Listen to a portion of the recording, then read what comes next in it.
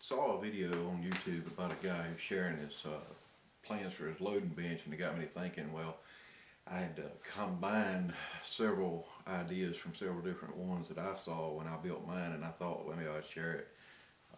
Somebody looking to build one themselves maybe can use some of these ideas and you know, help them out a little bit. But this is what I put together. Let me just get out of the way so you can see it. And it all total, I think in the materials, it cost me about $100 or roughly thereabout. But let me disconnect you here and show you the details of why I think it's a pretty good design. Now,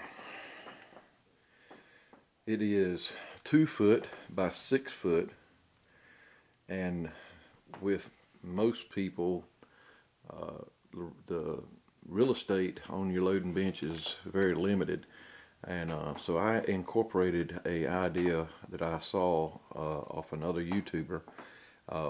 They had done something similar, not exact, but I done it out of wood. He done his out of metal. But let me show you what I'm talking about. Because of the lack of real estate on a loading bench, I made these inserts, these dovetails, and all this top is actually 2 layers of 3/4 inch plywood. And this has got like an epoxy paint on it. It won't stain or anything, but it's extremely hard. Same stuff that you would paint your garage floor with. It's the same stuff. But anyway, what I did was cut out on a 45-degree angle these pieces of the plywood on the top layer, left the bottom layer solid, and it allowed me to have these inserts. And that allows me, let me see if I can do this one-handed, but you can remove certain items when they're not in use and set them to the side. And then say I've got other things mounted on the same size dovetails, which I don't use this anymore, but it'll slide right into place. And it's, you know, once it goes in, it tightens up.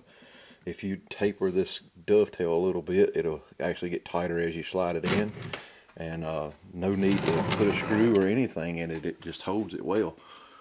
And so up top, what I have is 1, 2, 3, 4, and there's actually a 5th one behind that press, spaces that I could put these. Now, this big lock and load press is also mounted on one. You can see the lines there. But I hardly ever take this off because it is so tall with the case feeder on it. I don't have room to mount it up above here out of the way, but I do use my single stage for that. See, I've got it mounted. I can just pull it out, bring it down here. Sorry for the shaky video, but slide it into place, and now I can load on that single stage. And anyway, I think it works out well, and it's a good idea that someone had, and I just kind of modified and give you a little bit more room to put all your stuff. Let me dock you back in here so I'm not shaking you around so much. But I thought it was a wonderful idea, and really helps out with being able to take one thing out and get it out of your way, and then mount something else. I've got this case prep center mounted on one. Slide right in the spot like that, and it's pretty solid mount. And the only thing I guess I would change, you see I have 2, and now that I have that lock and load mounted on that one, I hardly ever use it or remove it. So I would probably put 3 on here if I had it to do over, and that way I'd have, you know, maybe put my single stage all the way to this one end, and that way I could see having the single stage here, a prep center here, and so on and so forth. Or if you don't need it, just have you a blank put there. And then I built these little shelves. I got my dies, knife collection, projectiles, some of my projectiles, scales, and so forth in here on this one side. And then on the other side, I use for cleaner, oils, stuff such as that, case lube, those things. And then These little bins are just something I bought. I think I actually got that at Lowe's, and I had already some of these, and a piece of pegboard so I can hang stuff in the back.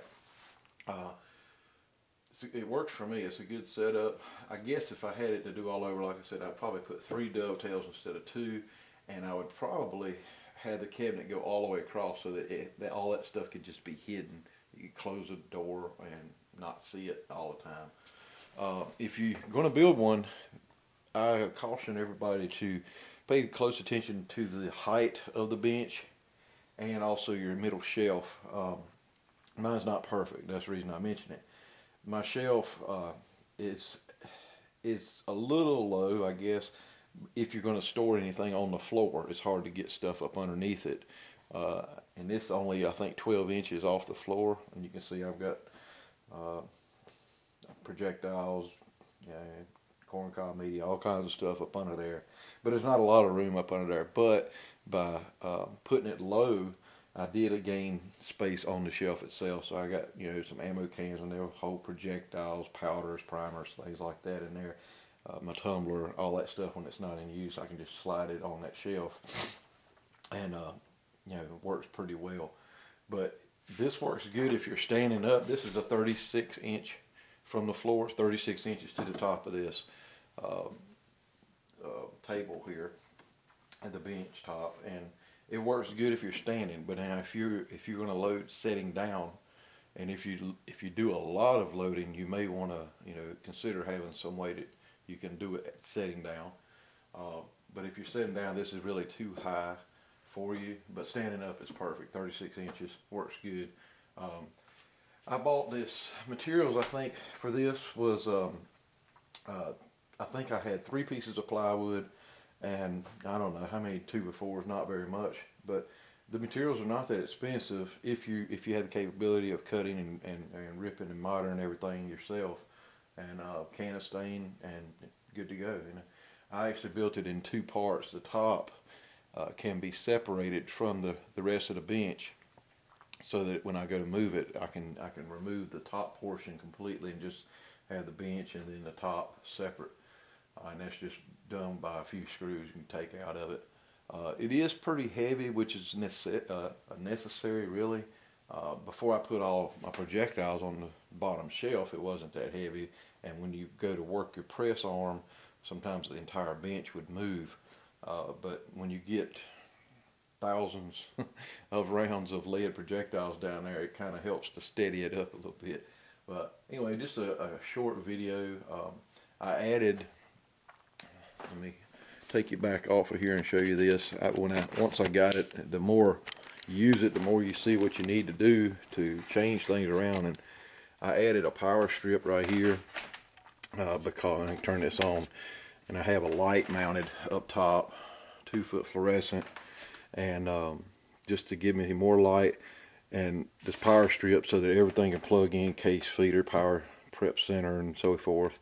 And little things like that. You may want to do yours a little differently, but I thought I really wanted to share that idea with the dovetail and those quick mount brackets, whatever you want to call them, the junior specials, however you want to call it. But those are a real lifesaver to me. I'll give you a little bit more of a detail of how that's done, but you can see how it just slides in and out real easy. But once you push it back, and it kind of stiffens up, and you have to play around with that to get that to fit just so. Same way with this one. And the more of these you cut out, you'll have some of them that fit really well, some don't, and just pick out your best ones for those items that you need to mount, that need to be have a little bit more solid of a mount.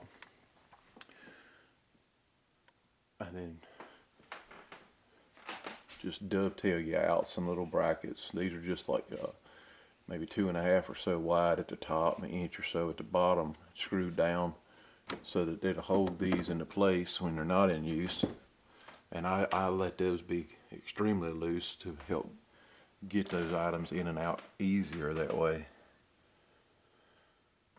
Another thing I did in addition later on was when I started trickling each charge, for loading them on single stage, the scale being down here on the bench is a little low for my light, because I like to be able to view this scale straight on so I can make sure it's exactly on the zero where I want it.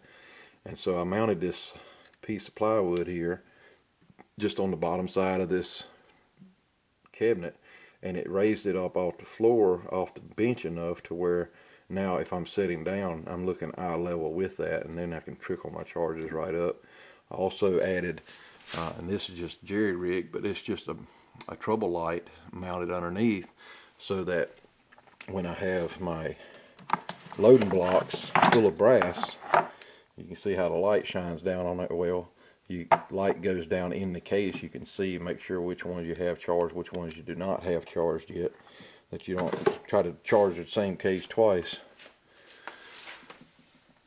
And then just some bins, adding some bins in for different projectiles that you may need, or small items, whatever it is you need. Same over here, and some more removable bins over here. Now mine's really junky. I need to take time and clean this thing up, but just wanted to share it with you, give you an idea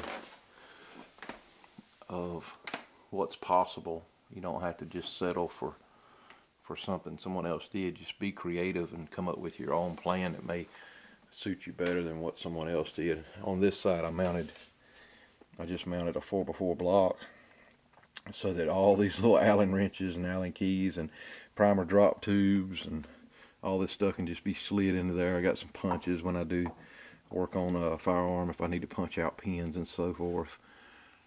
And then on this side, or the end, I just got some magnets mounted so that I can just put my wrenches and things that I may need, if die removal wrenches and primer removal punch tools and so forth.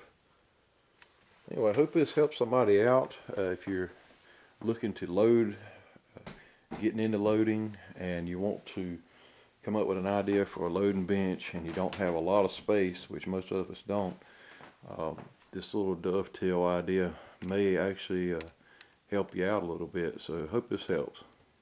Let me know if it does. Please give a comment or like this video, and subscribe to us, and stay tuned for more. God bless America.